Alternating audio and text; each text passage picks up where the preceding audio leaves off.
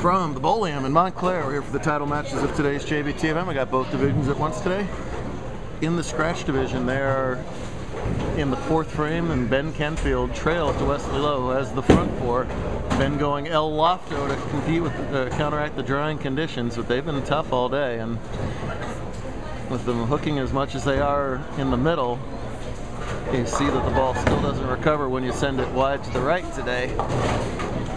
And that's, if he misses it, his second open in 4 frames, which is disastrous when you're playing someone A, as hot as Wesley, and B, who's got the front four to boot. So, trouble for Canfield here. He could really use this spare, which he's capable of making, and sadly doesn't. So trouble for Ben here. They're playing Nerve-Wracker today, which just means it's a 2-game match.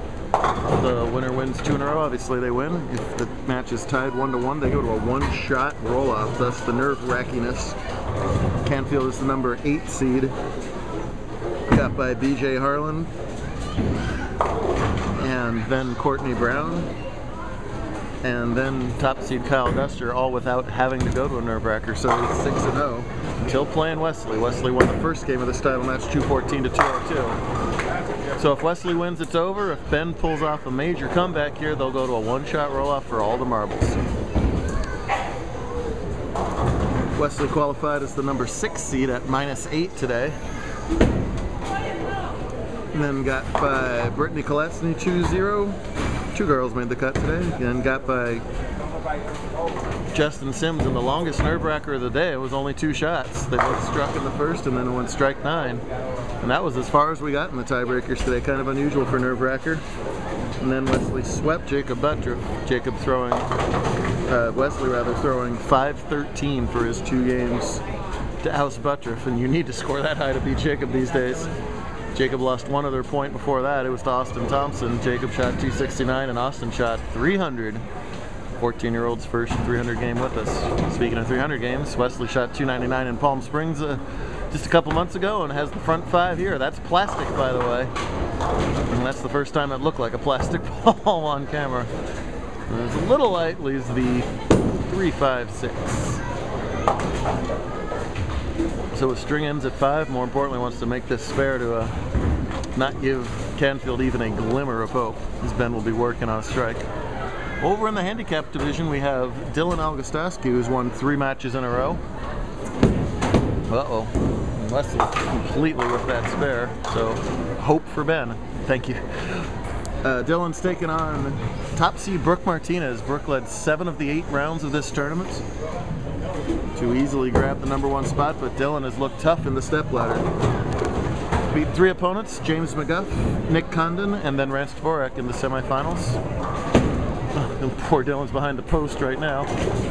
No matter where I was shooting this from, I was going to get some post, and there he is, missing that spare in the 3rd. He's got 3 open frames to start this match.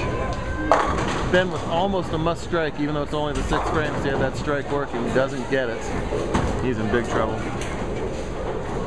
Brooke the top seed, a plus 149 today. That's not nearly enough to make the finals some days, but harder shot today, that's good enough to lead. Nice form, great follow through. That's perfect at the foul line. That left to target, and she's got an 8 to shoot at. She went spare open herself, so hasn't taken full advantage of Algustoski's early mistakes here. Canfield, meanwhile, spares up his 4, which is the good news. The bad news, with that spare, he trails by, count them, 47 pins with only 4 frames to go, so he's going to have to put some X's up. Got to guard the chop on these hooking lane conditions. The middle of the lane is flat and moving. And that plastic ball stays there. Brooke has been bowling this tour a long time with little brother KJ and big brother Zach, and she has yet to win a singles title. Her only career title was a doubles win with KJ. You see, that time Ben left of target, the ball goes left, right of target, the ball goes right. That's a nightmare. You want the opposite reaction as a bowler. See Wesley still able to play on the outside of the lane. Meanwhile, Ben is on all the righties, especially the high rotation righties, been forced to migrate way left on the lane. That's advantage low in a couple different ways, including the scoreboard, which matters the most. Ben's going to try the backup ball at the 310, or just a straight ball. I'm not sure what happened there. That wasn't what he wanted to have happen either way, and this match is just about in the books already. Ben can max for 193, and Wesley would literally have to open off the sheet from here. So Wesley is about to continue a major league role. So much talk, deservedly so, about Jacob and Cortez on tour right now. But there is a whole cadre of other bowlers who are odd little personal roles themselves. We talked last week about Eric Hatchett having a great season. How about Wesley, by the way? He just doesn't bowl as many tournaments as our other bowlers from Palmdale, California. That's sort of a geographic extreme of our tour, but he is on fire. This is going to be, well, he won back-to-back out in the last two SoCal events, so it's going to be 3 consecutive SoCal Conference wins. He says he thinks this is his 6th consecutive top 5 appearance. We don't really have an official record on that, but unofficially 6 in a row is pretty darn impressive, and overall his 12th career JBT title.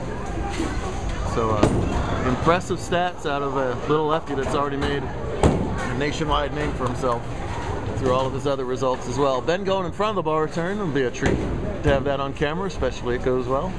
El Lofto! El Strico! See, that's all he had to do. Let you know Junior's using plastic. We have mentioned that Junior's using plastic. Oh, you have? We're very proud of him. Proud Papa Mr. Low, making sure I get that plastic on detail. We'll have part 2 and we'll watch Wesley throw some plastic some more right after this.